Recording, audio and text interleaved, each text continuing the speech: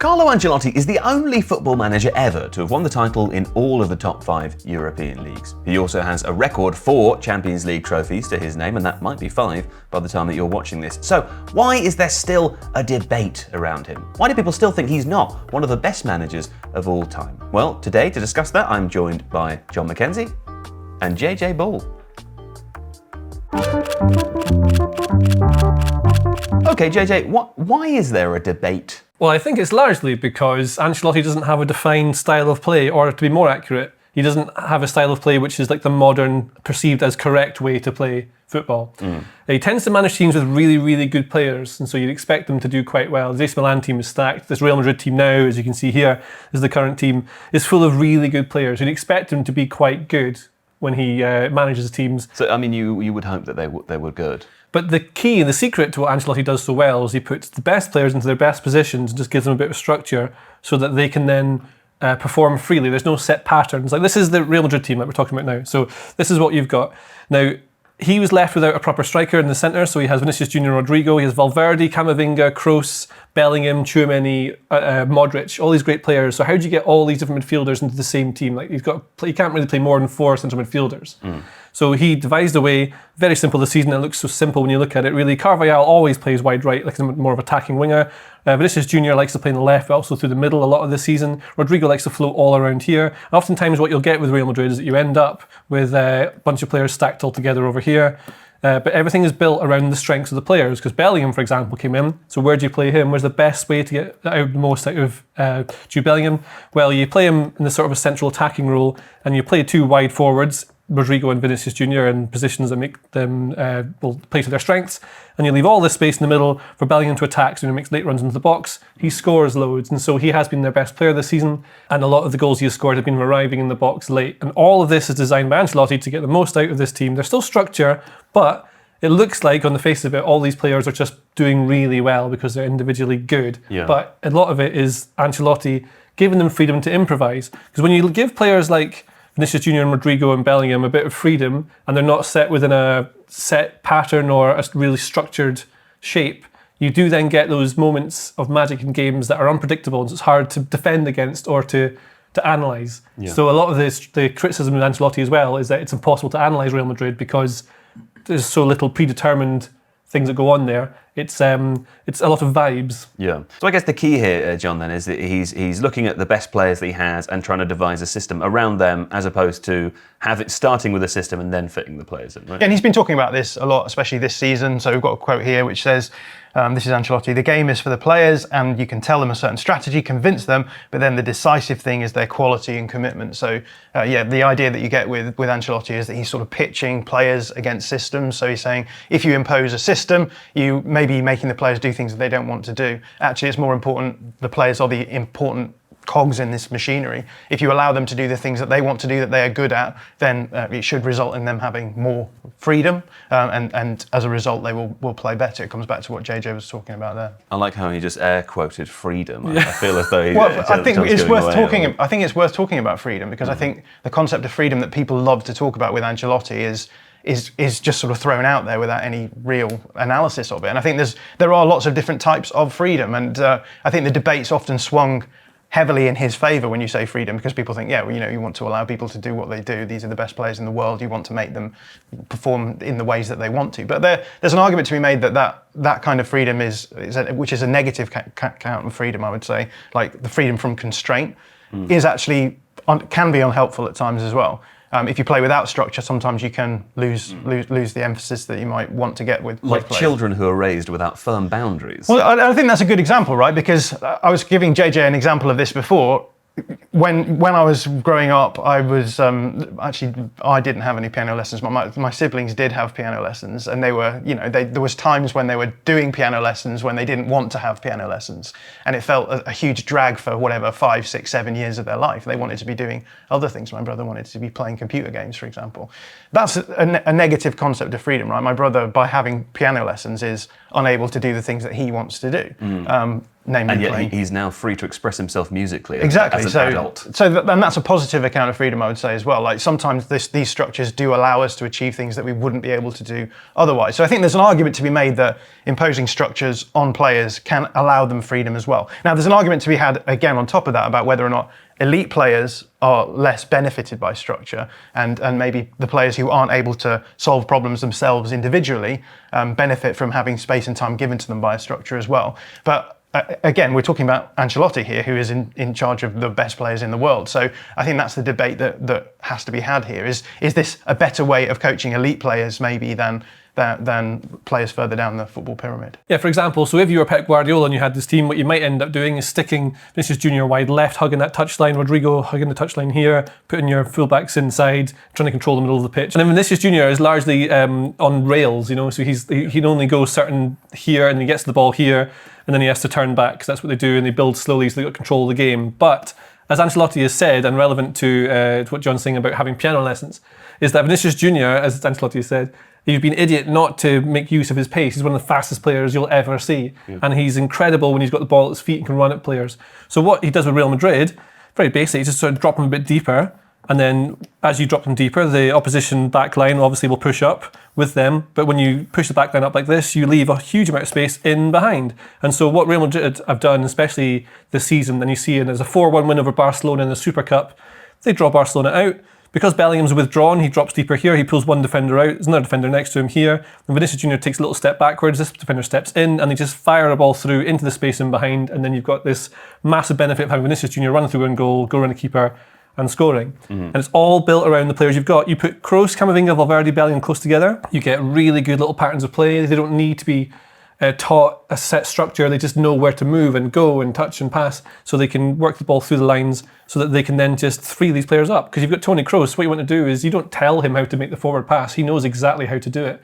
You just tell Vinicius Junior maybe a bit of coaching, drop back first and then go, because then you'll build the defender out, and that's how you get the most out of these sorts of players. These are technically elite players as well, right? So if you're in a situation where you're under a huge amount of pressure, it's not even, you don't even need to talk about knowing what to do in that situation. It's about having the ability to be able to play the pass through close spaces, or play you talked about Kroos. It's not just that he knows to play that pass. Everyone knows that playing a good pass is a good pass. It's having the ability to do that as well. And when you have everyone on the team able to do that in tight spaces, they can problem solve just by their technicality and their physical attributes as well. And the interesting thing about it for me is that when he started managing, Ancelotti's very closely tied to Sacchi. He played under him at AC Milan. Arrigo Sacchi. Arrigo Sacchi, yeah. Who was in charge of AC Milan and Italy for a long time. Very system-based coach, so they played a 4-4-2.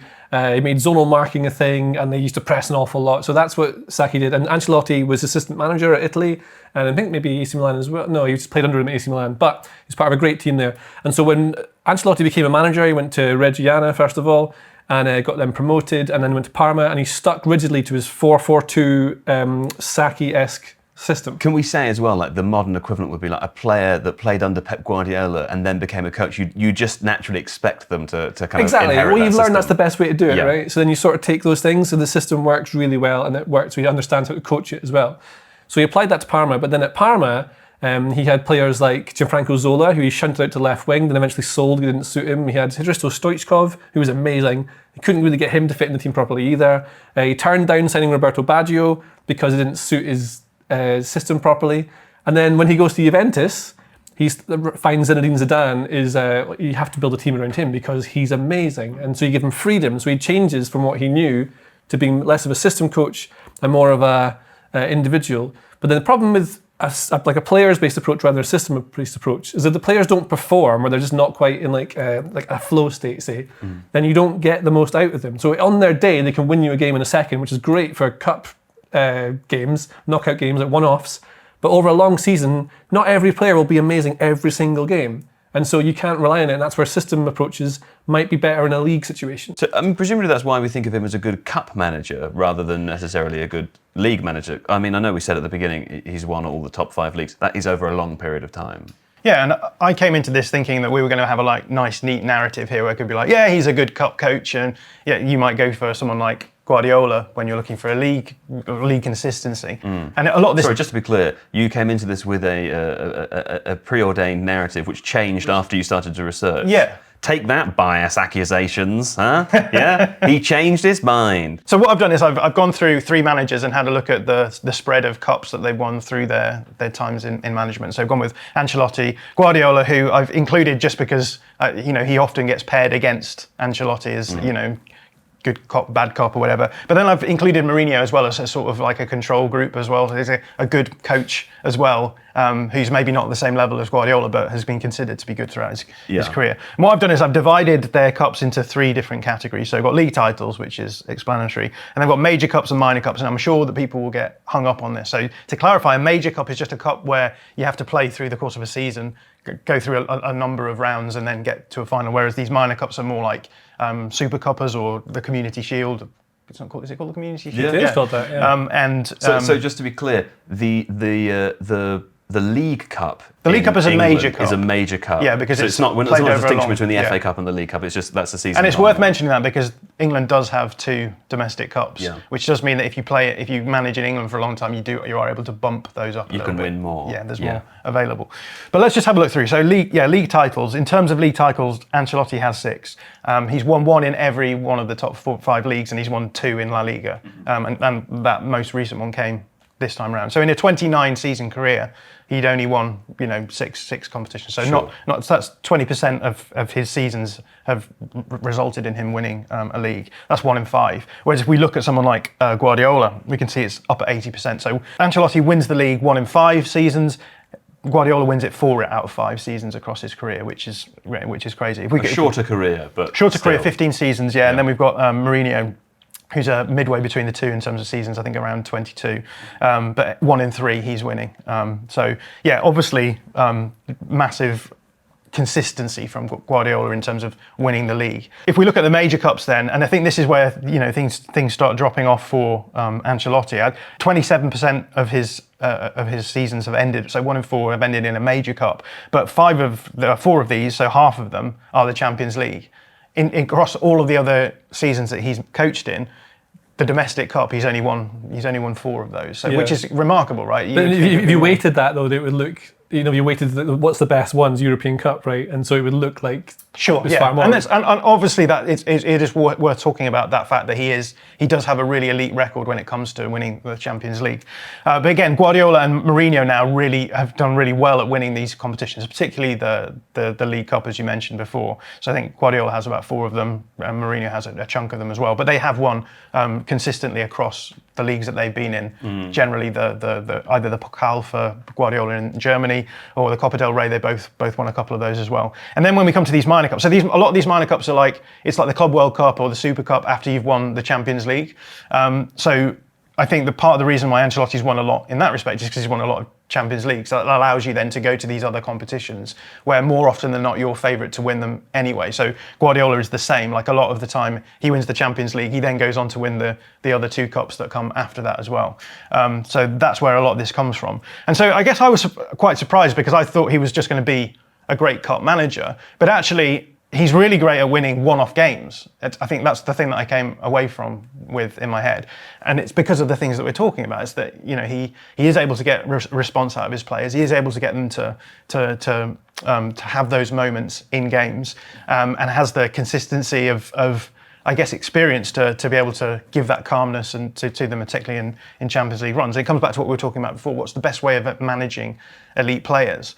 And I wondered whether or not the reason why he gets really good response in Champions Leagues, but not so much in other domestic cups, is because the players are really motivated to win the Champions League as well. So there's clearly something in his man management style, I think, that allows him to get that success. But what really struck me looking at the numbers is that it's all about consistency. Like with Guardiola, the reason why he's an incredible manager is because his teams just win all the time. In 15 seasons, there's never been a season where he hasn't won a league or a major cup. Whereas in Carlo Ancelotti's 29 season career, there's 12 seasons where he hasn't won anything. And that, a big chunk of those at AC Milan with one of the best teams that, you see, you talk about that team and we remember it. Then the thing is, if you're a player, I wonder if players might prefer to play for Ancelotti because they are given freedom and they can shine. So rather than being a cog in the machine of Guardiola's winning machine, they can be an individual star who can shine as brightly as they want to, and that helps players, I guess, just have more fun with it. And Ancelotti himself has said in the past that he he doesn't do nothing. He doesn't mean he literally does nothing, but he likes to give players freedom to achieve things to do. And like, if you look at Bellingham talked about this after the Man City Real Madrid Champions League game, right? Yeah, and like in his past, like so he has done well. Like he got Reggiana promoted. He has some sort of parts of his career, especially in Italy, where he hasn't achieved things you maybe would hope he had. But like he missed out in the league with Juventus by 1 point. He won the double with Chelsea in his first season. In the second season, he had like a broken Fernando Torres thrown on him. And it's hard to ever, unless you're Guardiola, achieve the same things you did the season before when you're there, and he did well there. When he went to PSG, he didn't win the title the first season, but like when Ancelotti was in charge of PSG, he was joined in December, the season before they'd finished 13th under Antoine Kombouaré. And before then, if you look at the list of PSG managers before then, you don't really know who they are. And then Ancelotti appears, because who's better to manage superstar signings that they buy than Ancelotti, because he has the quiet management skill. It's in his book. He talks about how oftentimes the thing he is hired for in being able to manage and massage egos of superstars is exactly why he's fired, because suddenly the training sessions aren't as intense as they're supposed to be. People talked about that at Bayern Munich. The training sessions aren't that intense because he lets the players have freedom, and also it doesn't overwork them, so they can then perform the way they should. Yeah. But the key thing, like PSG and everywhere he's been, is that they've got amazing players who he gets the most out of. I mean, this is a really interesting point because, speaking anecdotally, I know who I'd like to play for as a player, but that's probably really key, John, because recruitment is obviously extremely important if, the system is all about the players. Yeah, absolutely. And I think what's really interesting about Ancelotti's time at Real Madrid in his second stint at the club is that the club have clearly changed their transfer strategy. They've realised that they're up against petro states, so they're not going to be able to compete with the same sorts of amounts of money. Now they're looking for children. Well, they're looking to buy players earlier on in the cycle, right? So we've seen it happen a few times with players. So Rodrigo, Vinicius Jr., Endrick is a player that they've been talked about a lot. They tried it with Martin Odegaard as well. But the idea now is to bring in those players ahead of time. They've got a guy who's their chief scout called Juni Calafat, who is a Brazilian Spaniard who has spent a lot of time over in Brazil and is looking at a lot of those, the sorts of players that we see coming through at Real Madrid. The idea is to bring those players in and to rather than spend massive amounts of money, actually be a little bit more balanced with their spending, with the caveat that they are going to spend a lot of money on Kylian Mbappe. But there's an argument to be made that their recent activity has been almost saving up for them to be able to justify bringing in Mbappe. But I've just got, this is the last, this graphic here is just the last 6 seasons of Real Madrid's transfer spend. This is kind of a surprise, John. Yeah, I think it is, because we've got 1920 here. This is before Ancelotti arrives. This is what we expect from a club like Real Madrid, right? It's like a lot of money being spent on arrivals and not much being recouped in sales, and so making a big loss. This is the season when Eden Hazard turns up. Oh yeah. So you could consider this window to be, a failure in that respect. But they bring in some other players who are now consistent. So Militao arrives in this window, as does Rodrigo as well. But after this point, what we see is a very clear shift to. The following season they don't spend anything. They sell a few players and make a profit. And then the seasons thereafter, they have very clear replacement strategies in place. So the question is, okay, we've got an aging Casemiro, we've got aging Kroos and Modric. We're going to have to replace those players. We're going to have to bring in players who can still make the difference without, again, breaking the bank. So we have Eduardo Camavinga brought in. Obviously, not a huge amount of money spent on him. They've gone early. They've gone for someone who maybe hasn't made the step up yet. And the idea being they're going to bring him in, blood him with experience around him, and get him to a level where they can then just segue him into the team. And then the following season, you've got Tchouaméni coming in as a future replacement for Casemiro. He's around 105 million. So they are spending money, but they're not spending it on loads of different players and spread betting almost. They're actually just going for the player that they think they can bring through. Same with Bellingham the following season as well. So it's a very clear sort of approach, which is, we are going to spend money on players, but we have a very clear strategy of recruitment. Yeah, they've been doing it for years. Like since the 2014 is the Decima year, when they won the Champions League for the 10th time. And that team, you had players like Modric, Kroos, all these in place so that they then are the winners. They're the big superstar winners. So you bring young players through so that they learn from those. And then as they get older and you need to send them off to the dog kennel in the sky, then the other ones come through and beneath them. And therefore they learn under them. So like this season, exactly we're talking about, you get Kroos and Modric are currently like teaching Tchouaméni and Camavinga and Valverde how to play at the level they need to, so that when they depart, they then become the winners. And they've been doing that ever since like 2014. In fact, before then, I think this sort of started. Because that 2014 team, there's 2 players, I think, in the current team who were in that side, which would be, I remember who they are, I can tell you right now. Don's playing elevator music right now, are we? Oh yes.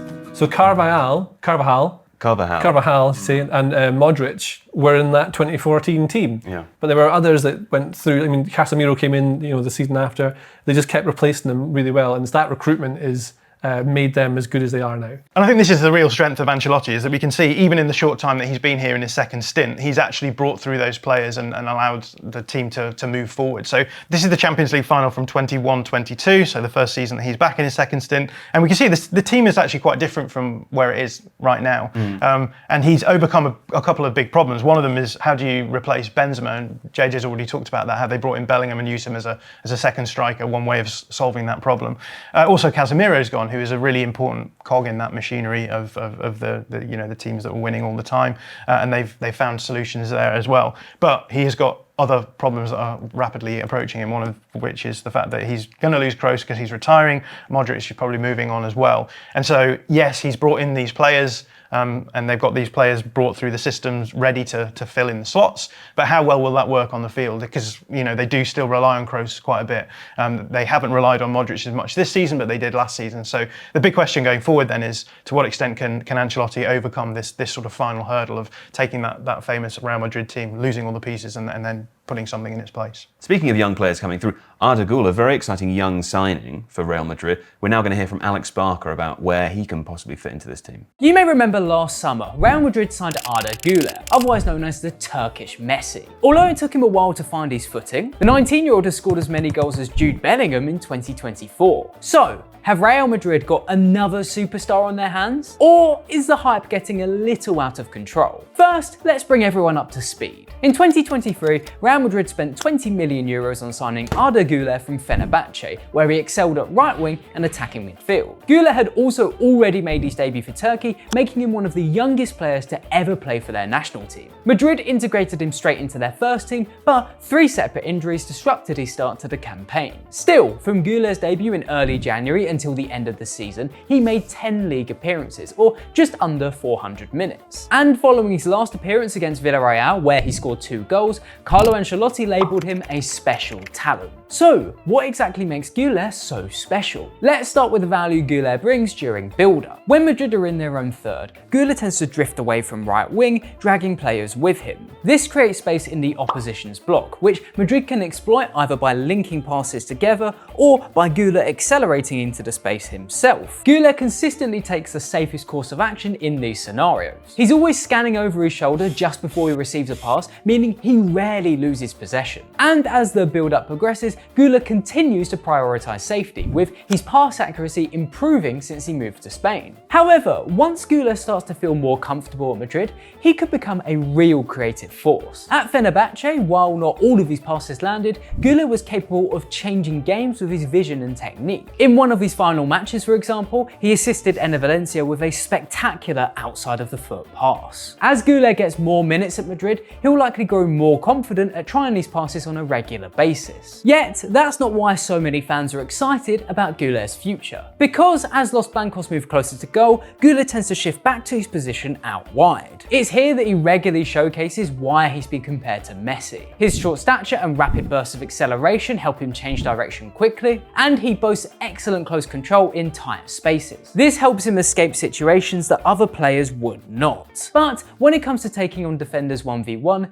Guler is less successful. This may be due to his reliance on cutting inside onto his left foot, making him relatively predictable to defend against. And when Guler occasionally tries to go on the outside, he tends to initiate this with the inside of his left boot, playing the ball into the defender's path, reducing his control and the likelihood of a successful dribble. Unless Madrid plan to shift Guler into central midfield, where he won't be isolated 1v1 as often, he still has a way to go before becoming an elite player in wide areas. Finally, let's talk about Guler's finishing. He's scored 6 goals from 6 shots on target in La Liga, an incredible headline statistic. But this stat does conveniently leave out the fact that more of his shots have been off target, and that he doesn't always make the best decisions in and around the penalty box. Against Granada here, Guler picks up a loose ball. There are 3 defenders in his way and none in the path of the overlapping Lucas Vázquez. Yet, Guler still decides to shoot, losing possession. Still, he is capable of turning tough chances into goals. In that same match against Granada, Guler received a powerful cross, but managed to kick the ball out from underneath his feet, through oncoming tackles, and into the bottom corner before the goalie even hit the cross. And while Guler may be guilty of taking too many shots from outside of the box, he is capable of scoring wonder goals. His first and so far only goal for Turkey was a shot that curled perfectly into the top corner. So, how good is Arda Guler? While he doesn't always make the best decisions, and there's still parts of his game that he can improve upon, he's already adding quality to Real Madrid at a frighteningly young age, making Guler not only a player to watch at this summer's Euros, but at Madrid for potentially years to come. Thank you, Alex. And of course, there is one other player we haven't really talked about yet who's going to have to fit in somewhere, and that, JJ, is Kylian Mbappe, who appears to be joining. Yes, it looks very much like Mbappe will be joining. People ask where he's going to play. He'll probably play up front, which is where he plays. So you think he'd do that. Kroos might not be there because he's retiring, so it's unlikely that he'll be around the place. He might not be there. He might not be there. It would be weird if he was on the field. It depends how he's feeling, you know. Yeah. He could change his mind. People do that now, like John. So what you have now is you probably have this sort of thing if Rodrigo starts, but you get Valverde, you get a lot more defensive work from him, and then Rodrigo does work hard off the ball, but he's not as much of a defensive lock as you get someone like Valverde, so that helps you with your balance. If they go back to more of a 4-3-3, or Bellingham plays more of that, so you've got Camavinga, Valverde, box to box, Bellingham here, and then Mbappe. This is one thing. But as we said with Ancelotti, he'll let the players do mostly what they want, and what you oftentimes see with Rodrigo and Vinicius when they play together is that he underlaps him, so they end up like this. So against Man City in the Champions League, this is actually what they did. They had this plan, so Vinicius played through the middle, but he'd often drop out wide, and so it causes a problem for the opposition because they need to stay tight to them. And if you do this and put two players out tight, it means that there's just one person in the middle, and then that's not a real defensive shape that you want to have. So you want to keep them all together.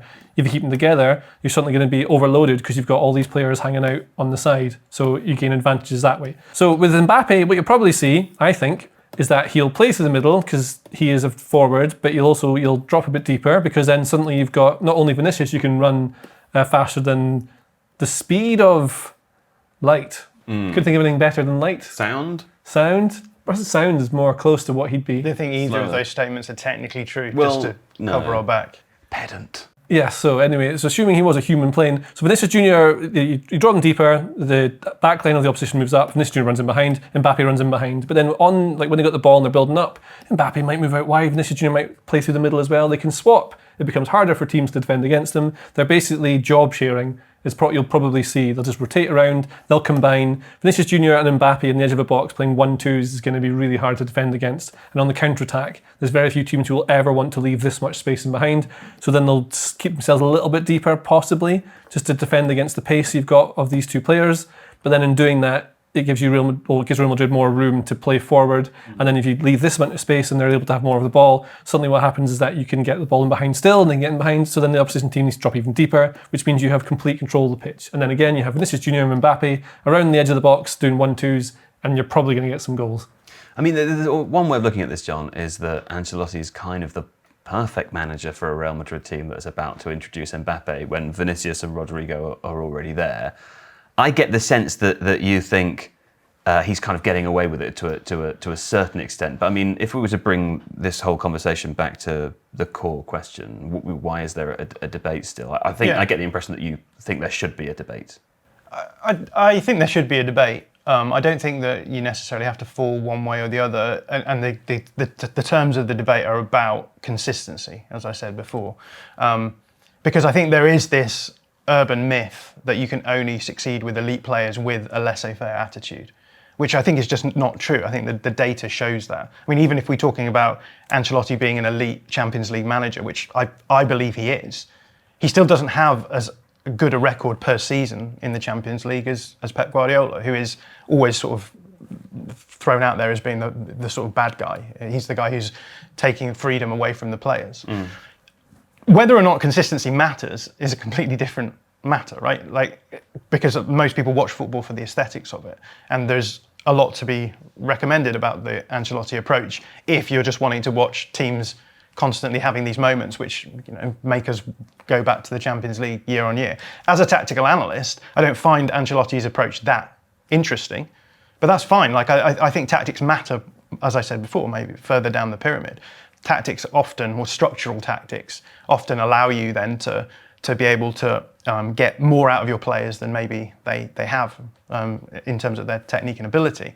That's not an issue when it comes to Real Madrid. So I think, a good manager should always make their teams more than the sum of their parts. But when you're at the top level, the sum of the parts of this team is incredible. So it doesn't really matter if you're not imposing like a structural tactic which gets more out of them. And there's arguments to be made that overly structural coaches are making teams worse than the sum of their parts, right? So that's what the terms of the debate are for me. So do I find Ancelotti interesting from a tactical point of view? No. But do I think that he's a good manager? Obviously, yes. You can't deny that a manager who is consistently getting his team into Champions League finals and winning them isn't a good manager. But yeah, for me, it all comes down to consistency.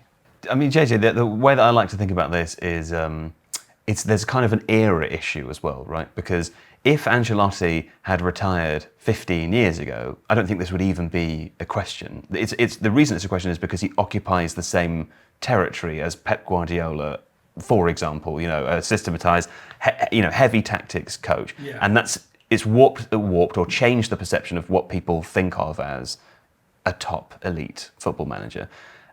Consistency aside, because Alex Ferguson won a lot of Premier League cups, Alex Ferguson is a manager who didn't really have a consistent style of play, but he's considered one of the greatest managers of all time, regardless of that. So I wonder if Carlo Ancelotti's real problem is just that he's still going now.